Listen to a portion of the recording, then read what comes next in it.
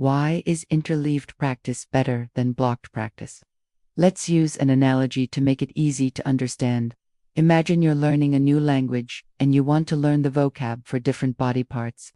So you start with nose, then mouth, then eye, then ear, and then you switch to learning the vocab for emotions like happy, sad, angry, surprised, and then you switch again to learn the vocab for weather: sunny, cloudy, rainy, snowy.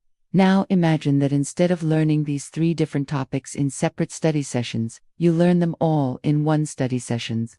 So you do nose, mouth, eye, ear, happy, sad, angry, surprised, and then sunny, cloudy, rainy, snowy. By mixing these topics together instead of separating them, you force your brain to work harder, and that makes it more adaptable and flexible. This is called interleaved practice, mixing different but related topics or skills in a single study session.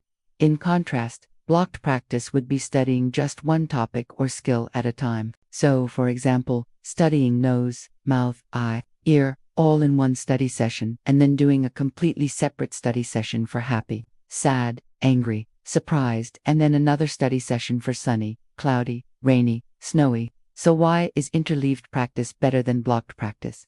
Well, when we are learning, our brain is actually creating new neural connections. It's physically changing and growing new brain cells. And when we practice a skill or learn new information, those new brain cells get stronger and more efficient. But if we keep practicing the same thing over and over again, those brain cells will start to get weaker, because our brain is always trying to optimize and conserve energy. So, if we want to learn and retain information more efficiently, we need to challenge our brain to make those new connections and then strengthen them by using them repeatedly in different contexts.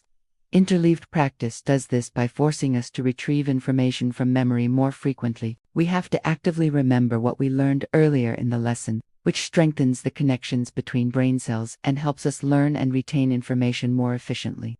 Interleaved practice also helps us recognize patterns and relationships between different concepts, which is why it's often used in advanced math and science courses, where students are expected to apply their knowledge to new situations and solve problems they've never seen before. However, there are some caveats to this. If we are learning something completely new, it can be helpful to first learn the basics of one topic before moving on to another. For example, if you're learning to ride a bike, you probably want to get the basics of balancing down before you try to learn how to ride on different terrains. Overall, though, interleaved practice is a more effective and efficient way to learn, but it does require more effort and discipline than blocked practice. So try it out and let us know how it goes.